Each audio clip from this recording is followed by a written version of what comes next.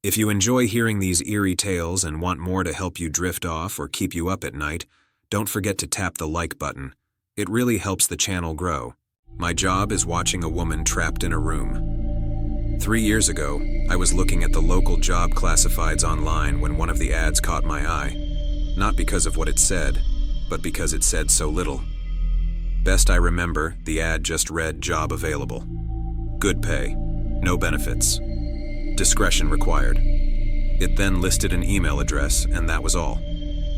At the time, I was managing a music store, but I had already started hearing rumors we would be shutting down within the next year, and the likelihood of a transfer to another store was slim. I had been morosely looking at job listings for the last few days, but this was the first one that stood out, if only because I was bored and it was weird.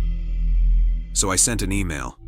Half an hour later, I had a response, telling me to go to a particular office building in an upscale part of the city at a precise time for my screening. I went, and after waiting for a few minutes in the lobby, I was taken into an office where I was given a series of forms and questionnaires to fill out. They collected them and told me they would be in touch. I had almost forgotten about the whole thing, until a month later, I got a call saying I had moved on to the second stage of the hiring process. I was again given an address and time, and when I arrived, this time it was a different nice office park 20 miles away from the first one. I was met by a man who introduced himself as Mr. Solomon. He escorted me into a large room that contained a chair and a desk. On the desk were 2 large monitors, a keyboard and mouse, and a bolted-down metal box with 2 oversized buttons on it, one red and one green. He told me this room was a model for the place I would be working if I took the job. He described the job as follows. I would be working 7 shifts of 6 hours every week. My job would be simple. I would arrive at work 10 minutes early and enter an outer area that was like a locker room. I would have my own personal locker. I would store all belongings in the locker and change into the provided work clothes.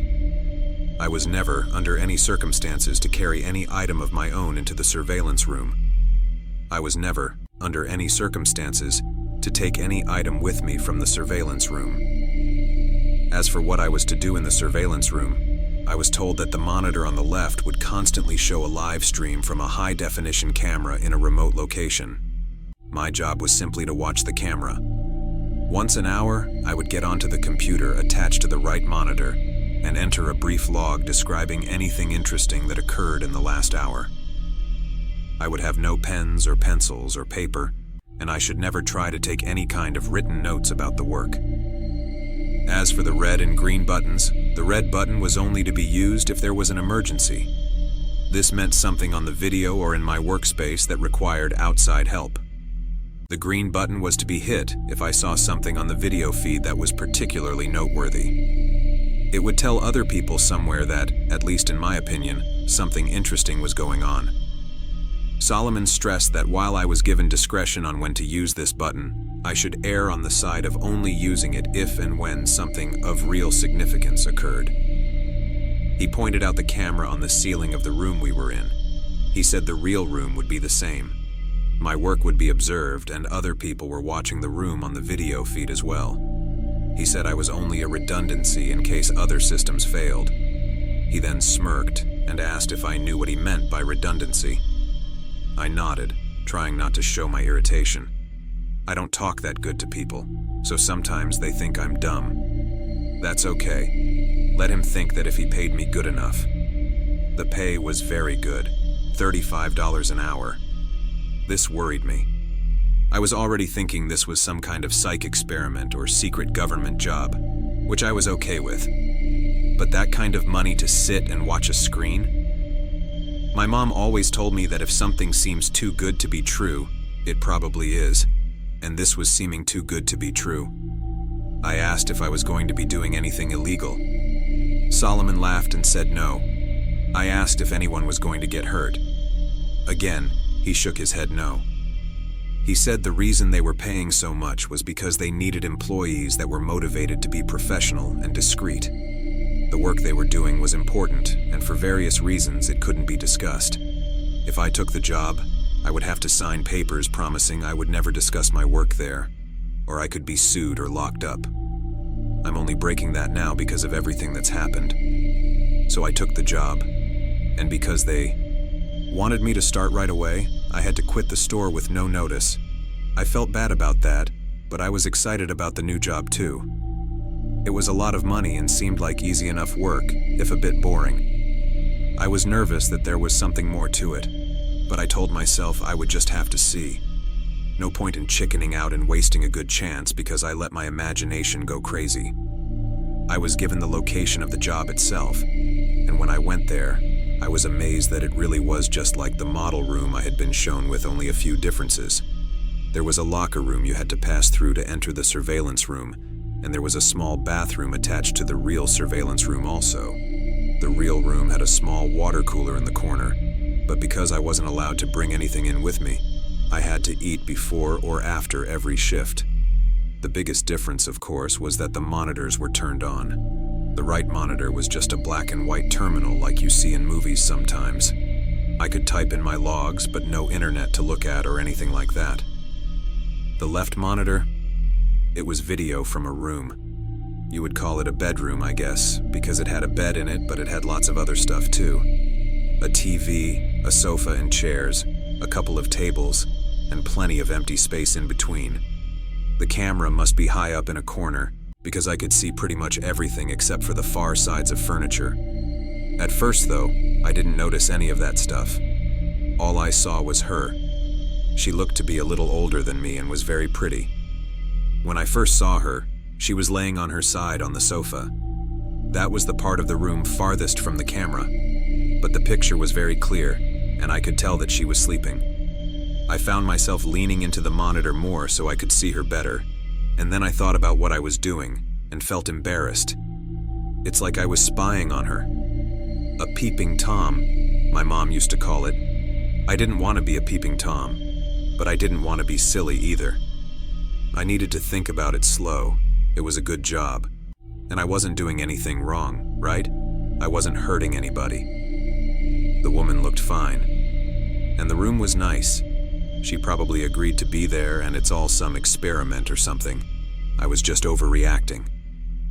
So I sat down in the chair and began my work. It didn't take long before I understood more. The woman, I took to calling her Rachel, wasn't there of her free will.